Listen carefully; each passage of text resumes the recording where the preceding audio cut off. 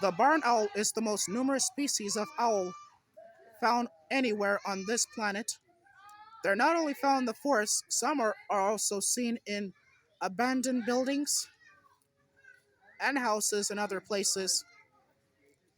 These owls, they are nocturnal, which means animals can only be seen at night, and they eat about any prey that they can find.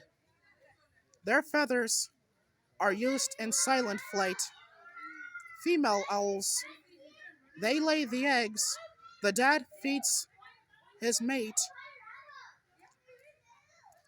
Now keep in mind that the owls they can puke up pellets after eating on their prey. After the incubation is finished, within more than a day or week, the young birds hatch. Baby owls are called owlets,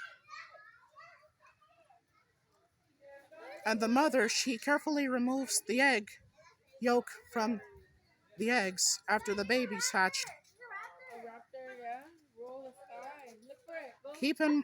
Keep in mind that these things don't need no DDT to destroy their eggshells.